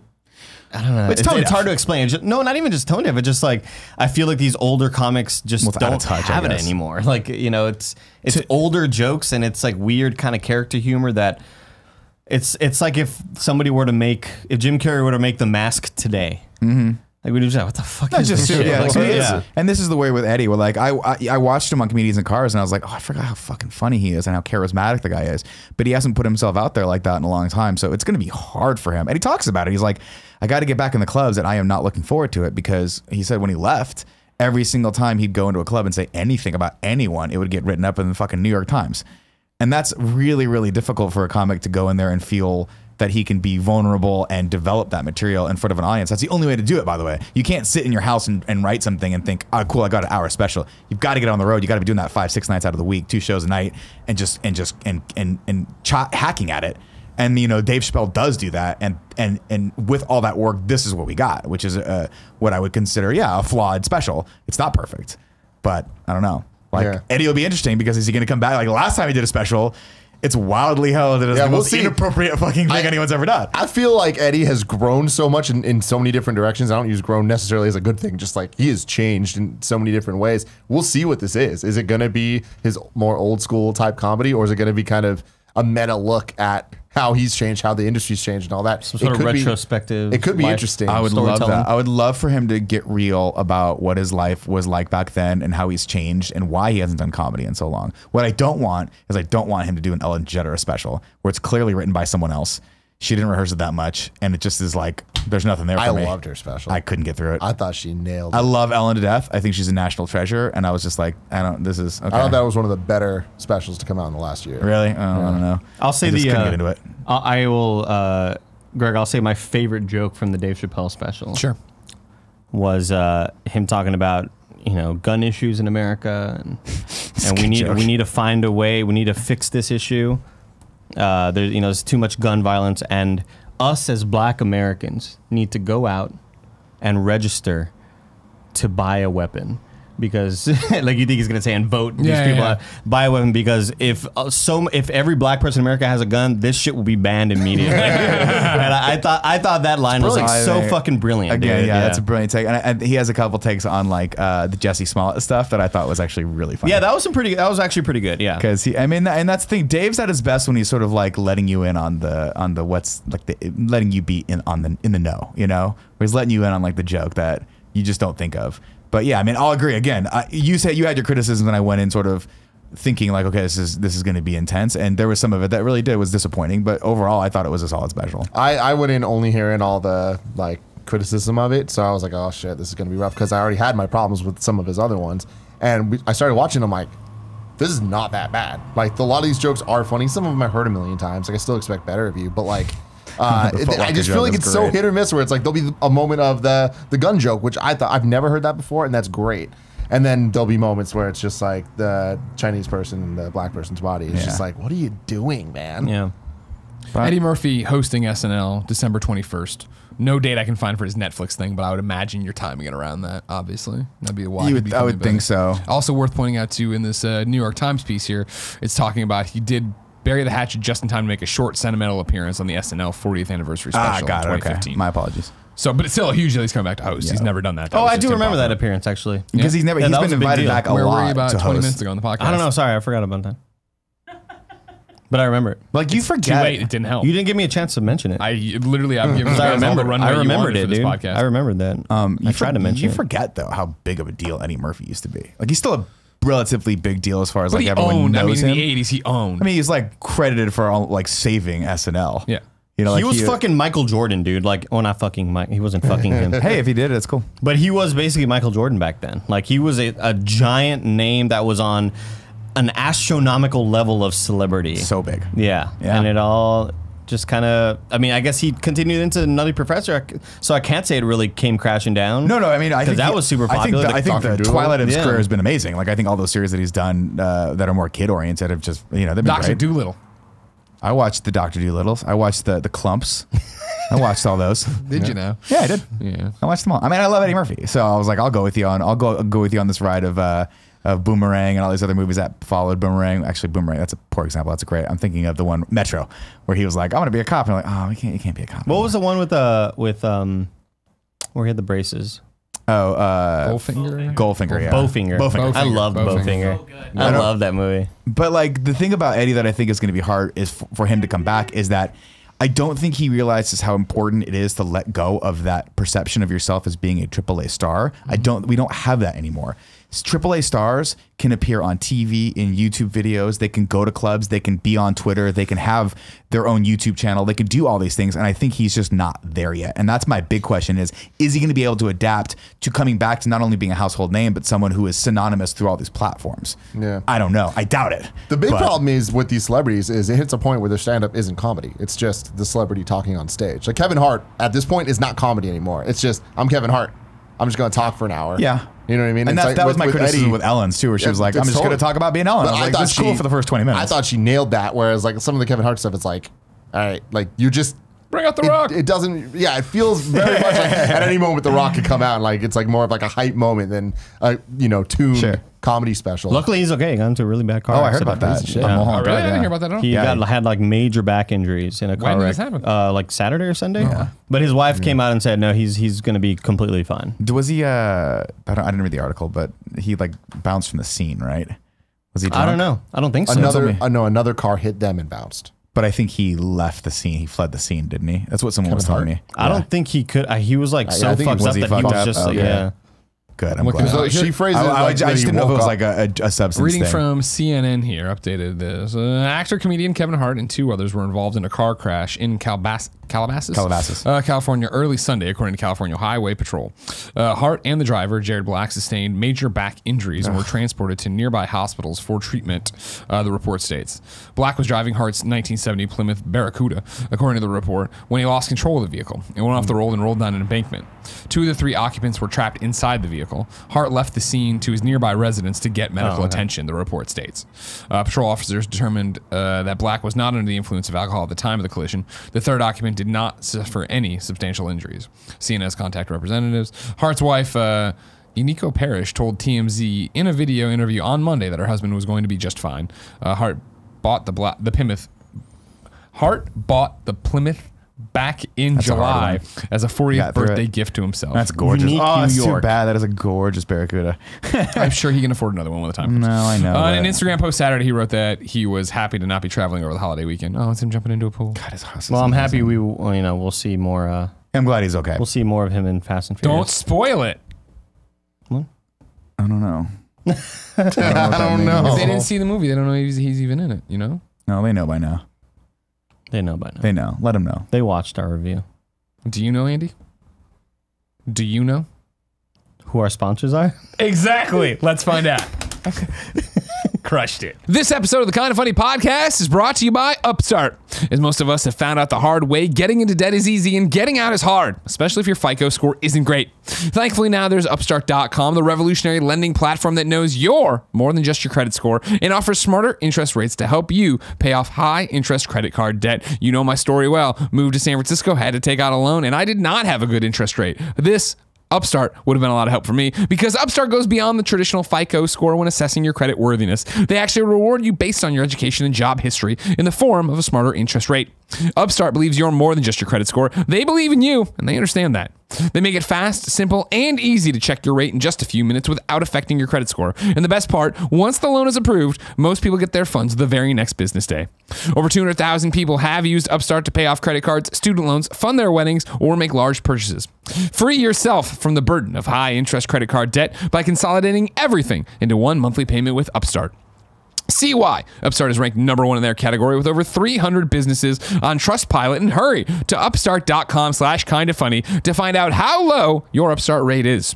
Checking your rate only takes a few minutes and it won't affect your credit. That's upstart.com/kindafunny. Our other sponsor, Bespoke Post.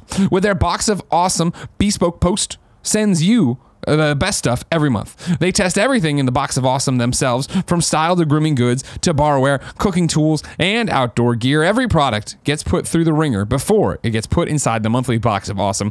Tim's been getting these for us. He loves them. Him and Gia are enjoying all the different stuff he gets. I mean, Tim's already stylish, but the box is helping him be even more stylish.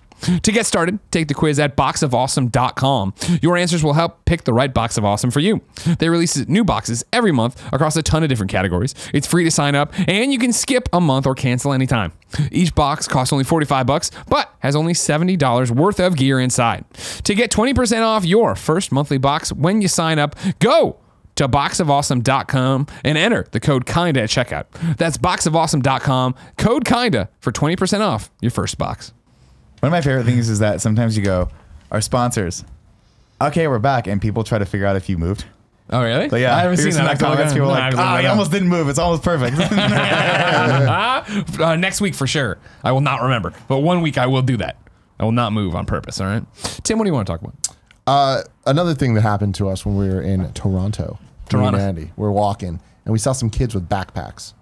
And it got me thinking. I'm like, how crazy is it that never again in our lives do we have to go to school? Unless you want to. Do we have to deal with... Yeah, but I mean, we don't have to, though. Sure. Yeah. None of us at this table are ever going back to school. Dude, it's to the point where I've had friends that are like, I'm going to go back and get my master's degree. And I'm like, why? Why would you do this to yourself? When I graduated college, I had a moment the next day. Remember that next day when you woke up and you're like, I don't have fucking anything to do. I don't have to be anywhere. I have a job. Okay, I was gonna say I had a job like 2 days away. But I don't have I'm done. I don't ever have to go to a class I don't want to go to anymore. Yeah, I got to go to the shitty job that I'm probably gonna get fired from twice. This is when you punch the point of sales. Yeah, and then I called the manager a bitch. It was not my best hour. That was a different restaurant. I was still at Best Buy. But when this happened, you were probably 4 years old. All right. I just can't imagine going to school. I mean, it's just such a fundamental shift in your life where it's like school is so important to you for so long. I mean, even at this point, 21 years of your life. At this point in our age, like for all of us, it's at least half of our lives that we had to go to school, go through this function, this pomp and circumstance of doing the test, doing homework, having summer, having to stress about summer reading, having to worry about classes you have to get the next semester. Reading was the worst. Why are you invading my summer? I don't want to read Where the Red Fern Grows. I don't care where it grows. Stupid. Where does it grow? I'm not a botanist. Somebody just Google it. Exactly. Okay, FAF tomorrow. Yeah, it's about the dead dogs. But like all the processes that we'll never have to worry about, whether it's doing homework, doing the reading, picking classes, stressing about, finals coming up, like all of that. It's just, we just don't have that. It's like great. Things are different now. The like other things to stress about. New other things to stress about and just like work and life and just all the health issues and things. Sure. But it's like adult school is just such a shared experience that everybody has. And then all of a sudden you don't. Yeah. I look back on that and I'm like, why was it so long?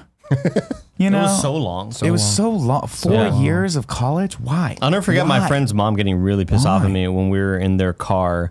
It was me and my friend and his mom driving somewhere. And I was like, why do we have to go to school for 9 months, 8 months out of the year? Like, it's just taking away our lives. And she was like, no. She was like getting it out of. Because she was like this. Because I'm a mom. I don't want to deal with you from the hours of 8 to 3. No, she was basically just like, school. like, look, this shit is important. And she was like trying to get it out of my friend's head that like, hey, don't believe in what Andy Andy's says. like, let's go be in a band. That was the last time Andy was ever in that carpool. Well, no, it's actually the same family where like it got late at night one time. Okay. Ooh, you sure you want to hear this one? I think I told you this. I think I mentioned this already on like maybe an old GOG, but like I was at werewolves. I was at this family's house and it was getting late at night. It was a summer day. It was a weekday during the summer, and the dad walked in the room and was like, "Hey, so your parents going to pick you up?" I was like, "Yeah, I'm trying to get in touch with them." He was like, "All right, well, you got to figure out a way to get home." So I was like, "What do you mean? Like what?" I've never heard this story. No, I've never heard this story it was just this as weird, opposed to him being like, okay, I'll take you home if it gets too late. or I'll take you home, or just stay here, or whatever. It was a summer. Like Maybe that was his way of saying like it's time for you to leave. It definitely was. No, that's what it was. That's It was what I'm 100% saying. that. Yeah. But it was like Which is not what you do to children. But it was so bizarre because it was like these are all of Unless our you're my mom. These are all of our friends. Like any of my other friends' family members would be like, "I'll just stay here if you want." Like no worries, no problem. But he was like, "All right, well guys, guess you gotta find a way. Keep calling your dad, I guess And I was just how old were you? Maybe like 13. That's so weird. It was really weird. That's not weird to me at all. Here's why. Elena Scarpino, God bless her, my mom. She would be like, "You guys are welcome for stay forever, stay forever." Then there was just a switch that would get turned, and she would like, "Okay, everyone, it's time to go home. It's time to go home." And I respected her for that because I was like, I want these fuckers out of here too. Like I don't want my friends hanging out for 4 days straight. You were always Nick, weren't you? What's that? You were always Nick. Always. I was like, you have been here for 2 days and you've eaten almost all of the lasagna, and that is my fucking lasagna. So go home. Go home. But I always respected my mom's candor where she would be like, she was a mom. She would walk in and be like, you guys, it's time to go home. And my friends were like, I am not going to question this because she was scary. And she's still super scary. Did they have ways home though? I mean, I don't think that was, yes, for the most part, parents would come pick them up or she would drive them home. Yeah. That was always that's what makes this weird. Yeah. Is that it's just like, No, So did you finally get in touch with your folks? I think my dad was asleep by this point already. So I was calling my brother, but my brother wasn't answering. And so what I did was his neighbor was one of our other friends. So I called him. I was like, "Hey, can I go over to your place and just like wait around for someone to pick me up?" He was like, "Yeah, of course." So I just like walked down to the next house, which is another one of our good friends. And I just waited there until my brother like eventually. Yeah, the whole first family sucks.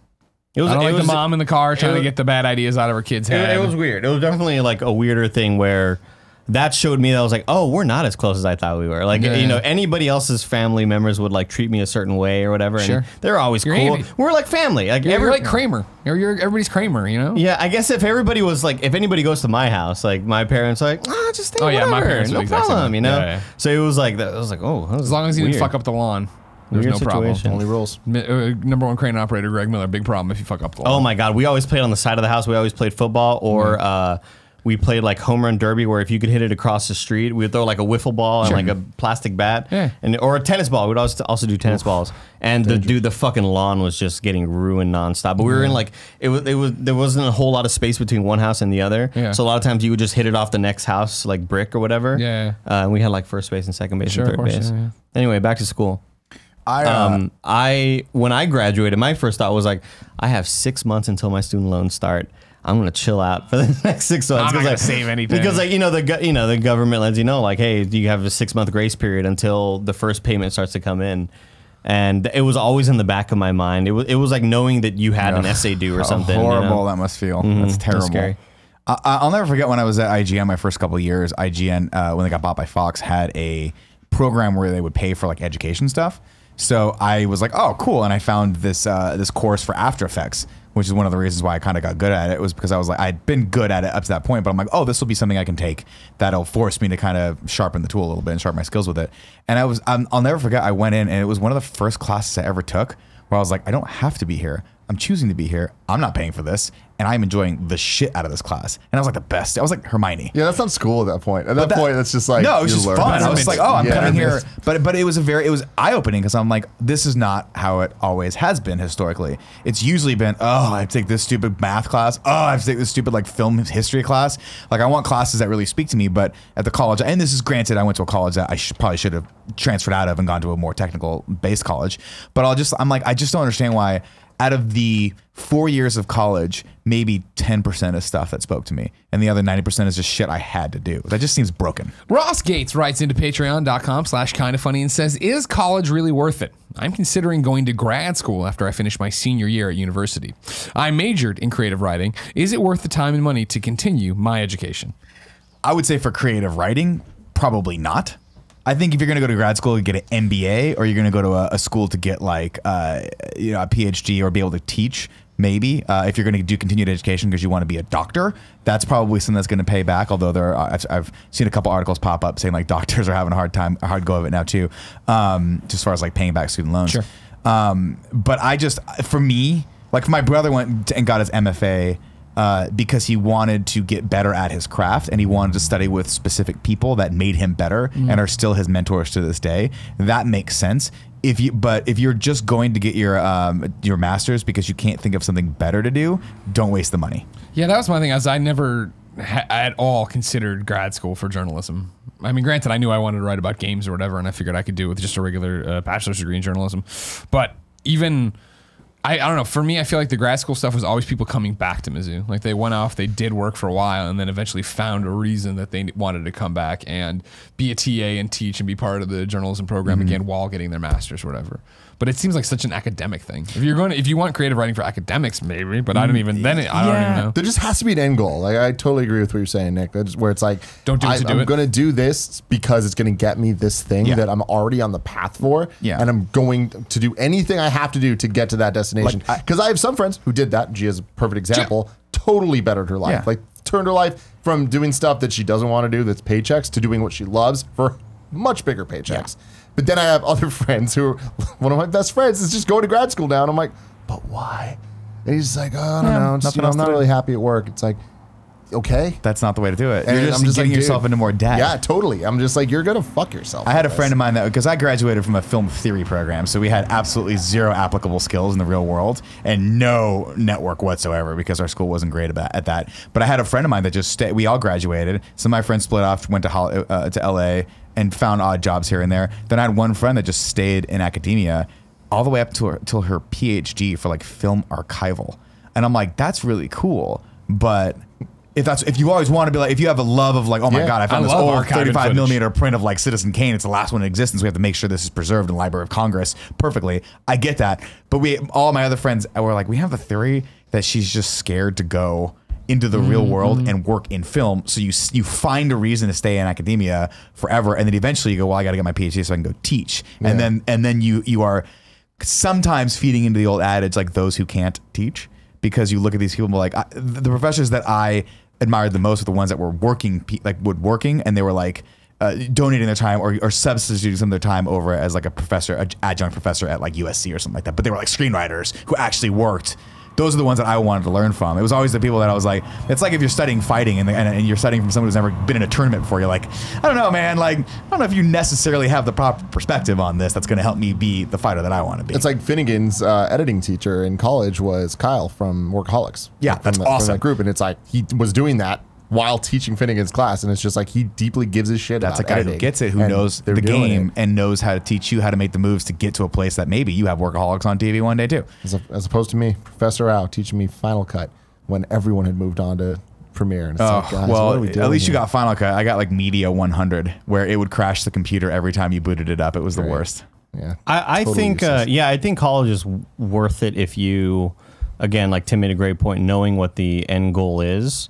I think that so much of what we do can be self-taught with all the resources the internet has.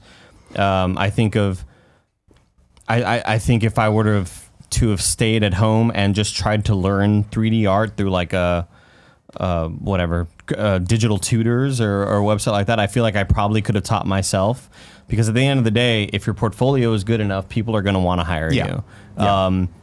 I do think it's also a big risk, because I feel like I got my job not only because of my skills, but because of who I knew. And sometimes you do meet these people, like, you know, you were mentioning with Finnegan and that Kyle guy. Well, one of my teachers was a guy who got me my first job, who was like, I'm leaving my studio. I want you to replace me because I know you have what it takes. And sometimes you make those connections, and that's where I feel like college does really benefit you, having those communities, as opposed to online forums and maybe just talking with people there. I feel like that person-to-person interaction is really important. Well, I think that's the biggest thing for me is, like, as we've done the show now for years, like we've talked about school, we've talked about this topic in a bunch of different ways. And something that I've noticed as I get older is people that I meet that didn't go to college, generally, to me, in my experience, dirtbags. No, they seem ill-equipped for certain things. Sure. Compared to people that at least went through some. Because I do feel that the first 2 years of college that are the bullshit, where you just have to, it's still high school. It's just high school 2.0, you know? Right. It's the basics. Those are the 2 years that everyone's kind of given as the figure it out. Those are the 2 years the college makes all its money. It's like, yeah, totally. But it's like, it's the 2 years of like proving that you can function as an adult and be social and understand responsibility and timing and all that stuff. And I've noticed that the people that have at least done that have their life together a little bit more compared to people that don't. And again, I'm totally generalizing, but there's been multiple situations now where I'm like, I'll notice patterns in people and I'm like, have they went to college? And then I find out they don't. And I'm like, these group projects suck, but yes, they are kind of important to interact. To understand that people suck. Understand work dynamics. I mean, I think about this. If I ever had a kid, would I encourage them to go to college? If they wanted to be like in the arts? And I think the answer to me would be yes, but with the asterisk, with the notion of you go, but you need to have some level of vision for what you want your life to be. Because the people that I admire most are guys like Greg, who was like, I want to be a journalist, because Clark Kent's alter ego was a journalist. That's right. No, that's incorrect. I'm sorry, Superman's alter ego was a journalist. I'm sorry. Fact checking right there. Look at you, editor. Journalist. And so, you know, that's something I admire, because I didn't have that vision. Like Greg was like, I want to be a journalist, so I'm going to go to. But that's, I think. That to me is the thing that I would try to instill most in a young one. Yeah. If they were coming up, I'd be like, what do you, like, you really got to find something you like, because that can make or break your college experience. Because my college experience was meh. That's my thing. Is like I mean, granted, we're taking Ross's question in a different route. I think. Fuck like, Ross. You know what I mean? when you get to that precipice of like, should you go to college or not? You should go to college when you have somewhere to go. Yeah. It's always. I was talking to somebody at a meet and greet recently who's like, oh yeah, I'm a sophomore year. How cool do you want to do? Then I don't know. And it's like, oof. That's dangerous. You're just wasting money, right? Because when you do change where you want to go or what you want to do. But the 2 years, it's like it's designed that way for you to get all the socializing, you get all that, but you're also literally given the time to decide if you don't have it already. Sure. If you have it already, if you're lucky, you can skip that 2 years and go to a trade school if you're going to do art stuff. Art is obviously such a different beast than something else, but if you're doing journalism, go down that path. Find the right school for that. If you're going to be a doctor, like all my friends that are doctors now knew they were going to be doctors. Started down that path when we were 18, and here they are now, making baller money. So I And guess that's the thing with Ross. Yeah, I think, especially for creative writing and what you want to do with that, I wouldn't say go to grad school, but I also don't know what you want to do with it. But I would think it'd be more about trying to get out there and do it now and do it for different people. Yeah, I mean, and start small and then move on to the. I think continue to apply at places. I think depending on whatever you want to be, whether you want to work at a game studio to be a writer or movies or whatever, advertising, always work on that. Always have that be your side hustle where you are not only writing for people, freelancing, but also just bolstering your own thing. Like it became a thing where I didn't have a job yet in the games industry, and I had just graduated, and I was still working at Best Buy. But every night I would go home, and the grind sucked, but I would go home and work on my portfolio. Yeah. And I would look at some concept art on a website on whatever, polycount.net, and I would see that some guy made some really cool concept art. I'd be like, oh, I'm going to make that in 3D tonight.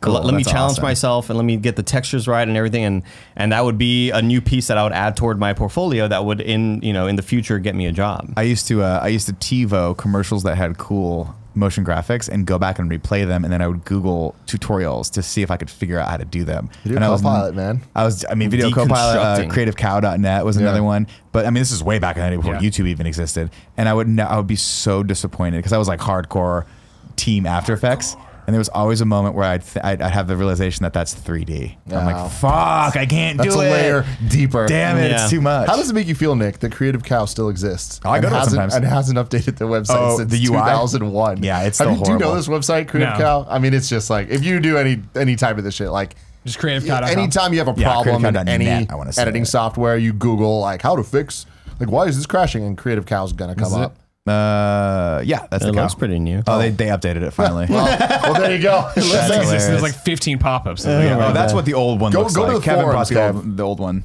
Well, this is what everyone I've ever seen looks new like. Creative Cow where is it's just a taking flight. terrible thread Yeah, of After Effects stuff. But I mean, shout out to these guys the and job shout out to done, people bro. who did this shit for free. And that was that's so amazing. And that's why I think it's so hard. Like when you find that passion, it's so easy to lean into it, but it's so difficult to find. Like once I found After Effects, I spent hours doing tutorials. Just from start to finish. It would be like a 15-minute tutorial. It would take me 2 hours to get there because I have to pause and roll it back and find all the stuff. It's so cool. I had fun with that shit. But yeah, again, going back to what were we making comparisons to Harry Potter going to classes, or were I just making that comparison in my head? I think you were making that in your head. Yeah, I made that in my head. How you get excited to go to like Defense of the Dark Arts, or like fuck potions. that's how it was when I first got into 3D sculpting, where I was tired of working with primitives, is what they call it, where it's like the primitive block, the sphere, whatever, and grabbing this poly and pulling it out. Now it was like, now sculpt your hand in 3D. And it's 3D clay basically, and it's like, oh, I'm learning the real shit. This is the real shit. This is how Nathan Drake looks, how he looks. Yeah. And that shit was so cool to me. That's so cool. But and also just seeing the skill level rise from like the very first thing you've done to then seeing all those little foundational things build on each other. Yeah. Which I think is the only reason why I would be pro college, which is to your point is like, yeah, you're learning how to operate in a system, and you're learning how to like get along with a group and do group stuff and like follow orders, for lack of a better term. But they also have a curriculum that builds on itself. And that's so hard to do when you're by yourself. I would jump into tutorials that were way too advanced for me and be lost and get very discouraged. So there is that warning. I hated high school, right? I just hated it because I thought it was a huge waste of time because I was just being forced to do stuff I knew I wouldn't ever use or need. Geometry, shit like that, right? Yeah. But when I got to Mizzou, it was so structured and so laid out of like, these are your gen ed requirements, but you can see how that builds to this. And then you start taking your J school classes and you see how J, for whatever, when I was in class, 100 builds into J 200 and how that, and I was like, oh, fuck, all right, there's a path to what I want to do rather than my high school path was just get the fuck out. It was so exciting for me to see the curriculum laid out like in front of me and seeing what I needed and knowing that like this 3D class leads into intro to 3D modeling, into 3D sculpting, and then it's hard surface modeling, and now I'm making guns, and now I'm making cool fucking like 3D sci-fi environmental things, and like seeing that curriculum was like exciting as fuck to me because I knew that I was going to continue to get better, and you'd be in class and there'd be a couple of kids in class that had already had 3D classes in the past, and you would see their skill level. And I'd be like, I want to be better than that guy. I want to be better than her. Like, and I would fucking work my ass off. Dude, at SF State, which is known for being good for video production stuff and audio production, like BECA's, what they call it, broadcast, electronic communication arts, like all that stuff. They're really renowned for it. And I remember seeing the curriculum laid out for me, like, this is going to be fucking awesome. Intro to audio, intro to video, and then as you build, like hosting and all this stuff. And when I finally did it, I'm like, what a fucking joke this is. Like, that was when it hit the point for me, unfortunately, where I was just like, I should just be doing tutorials and stuff. Because it's like, it's outdated tech. You're not really learning anything that you need to know. You're probably learning it's from like people who don't I really know learned what that the a fuck they're clothespin talking is about. actually a C-47 or whatever the hell in the production books. It's like, you learn a bunch of shit that Stingers. the old guys just want to talk about. You know what I mean? Like, just to act like there's something that matters here. But it's like, just go do the thing. But that's why I'm glad I learned more at IGN in literally one semester than I did my entire 2 years of the video production. That's why I'm you, so Nick glad. Scarpino. That's why I'm so glad I had the younger teacher towards the end of my curriculum, because a lot of the This is older cool. It's like, a get lot a of the Jeep, older man. You classes grab were a taught Jeep. by the old guard, like people that were still using like not older software, wave. but using older strategies and older techniques to make 3D things. And then towards the end of it, when the new teacher found this out, he's like, "What? Like, no, that's not what's being taught anymore. That's not what it is. I'm working here on this shit, and that's not how we do it. Here's how we do it." Well, it's a perfect and learning that example shit of was awesome. Tim talking about Final Cut. That's a perfect example. That professor kept teaching you that because that's what he knew. Yeah. Not And that's a problem. Yeah, that's a problem. And like, they weren't teaching internet video at all. And it's just like the idea of HD even was just like, oh, you can only get HD if it's broadcast, and they would have all the weird like interlace versus non-interlace, and they're like literally telling us to do things that I'm like, this is so behind the It's not times. right. They're like, you're making us produce lesser quality stuff just because it needs to be able to be broadcast on TV. I'm like, none of us are doing that. Nope. Don't fucking. We're not worry. getting jobs in TV. Yeah. And if you do, it's not the shit that they were trying to do. On this subject line of school, ladies and gentlemen, I have homework for you, listeners and viewers of the Kind of Funny podcast. Adam Volker, a man making a game called Creature in the Well. You like it quite a bit, right? I like it, yeah. Yeah, you're enjoying yourself. Oh, yeah. I was talking to him at PAX, and he told me, he challenged me, and I'm challenging all of you and you, Table, for next week's podcast. Make my next game for me. To come up, he says we need a one-syllable word for the chef's kiss. For the... Like, we need a word for we have to invent the word. We're coming up with the word. So everybody, MWAH. I need you to start Skeezins. thinking on this right now as you drive, as you do everything. Kevin's got one already. Look at him over there. Can I ask why is 2 syllables too much? Because this is what he said, Okay. and I thought it was an interesting challenge. All right. I mean, I normally just go, "Oh, that game was fucking Chef's Kiss." yeah, like exactly. I say that. It's too much. It's too much. You have It's to, too much. People say Chef's Kiss. Because if you do it in person, right? But on podcasting, right there, and then you say You chef just say kiss. it's chef's kiss. I'm telling you, he's challenged us to come up with the English language. Tasty. All right. I like where your head's at, all right? I like where your head's at, too. I'll see you afterwards. Go to patreon.com/kindoffunny. You can submit your answers. We need a one-syllable new word for chef's kiss. There you go. That's fun. I like those. Thank you. I'm terrible at Thank them, you though. for playing along and having some fun. I'm with you, man. Tim, why? I just feel like there needs to be. It's gonna be more. It's gonna be like these fucking words. Let's see what they come up challenge you. with. Come up They're with some more good creative shit than us. It's just such a weird thing. One syllable. Let's limit this to like the least amount of Well, conversation guess what? possible. He's made a video game and you've Yeah, made yeah. jack fucking shit in your That's life, true. all right? That's true. You can't even wear contacts anymore. I can't. Turn 30, the body turned on you, all right? One of your eyes just pops out of its socket and hangs there. It's like, don't forget your other homework is to go and watch that dirtiest porn ever. Yeah, also true. Yeah, And we all have to, donate to we clean have up, to remember to FaceTime Nick while you do it. Please do it. And also, don't listen to the moans that I make. And just remember that every time you watch that porn is one step closer we get to cleaning up all the plastic in the sea life and getting our fucking plastic straws back. That's true. Getting our plastic There straws has back. been a lot of talk at the G4 Summit that if we just get it back down, everyone can get their plastic straws back. Man, it's become like a cryptic thing where if my Starbucks has the plastic straws, I go, oh, you guys, and I go, shh, shh, shh. Don't fucking tell anyone. We don't say the words. We don't say the tell 'em. words. We found. Like, It's like dude, prohibition. We found a box of these plastics in the back. Man, don't tell anyone. McDonald's. Just Paper don't give a straws. fuck. No.